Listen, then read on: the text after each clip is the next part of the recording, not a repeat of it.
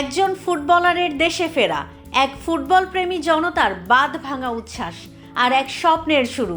আন্তর্জাতিক অঙ্গনে আলো ছড়ানো দেওয়ান হামজা চৌধুরী এবার লাল সবুজের হয়ে মাঠে নামতে এসেছেন স্বদেশে, আর তাকে বরণ করতে হবিগঞ্জে সৃষ্টি হয়েছে উৎসবের জোয়ার।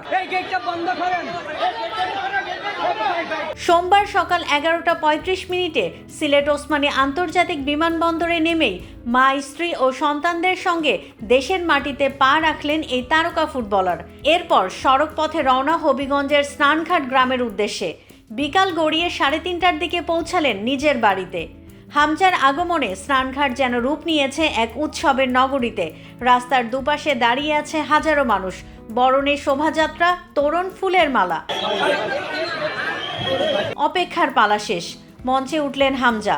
দর্শকদের ভালোবাসায় সিক্ত তিনি, আর সেখানে দাঁড়িয়ে শুধু উচ্চারণ করলেন বাংলাদেশ জিন্দাবাদ, বাংলাদেশ জিন্দাবাদ। তবে পূর্ণ বক্তব্য শুনতে না পেয়ে খানিকটা হতাশ দর্শকরা।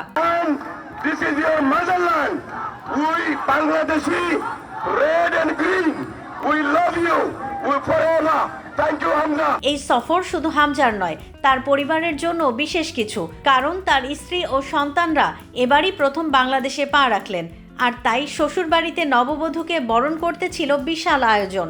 সাজানো হয়েছে পুরো বাড়ি, আয়োজন করা হয়েছে ইফতার মাহফিলও। হামজা এই দেশে আগেও আইছে,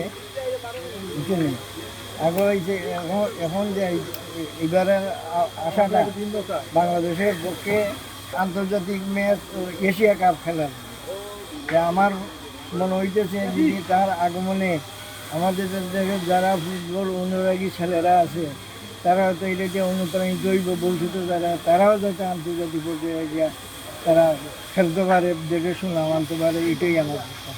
2014 সালের পর দীর্ঘ 10 বছর পর দেশে ফেরা, এবার ফিরেছেন শুধু আপনজনদের কাছে নয়, পুরো জাতির স্বপ্ন নিয়ে। 25 মার্চ ভারতের শিলংয়ে লাল সবুজের হয়ে অভিষেক হবে এই মিডফিল্ডারের।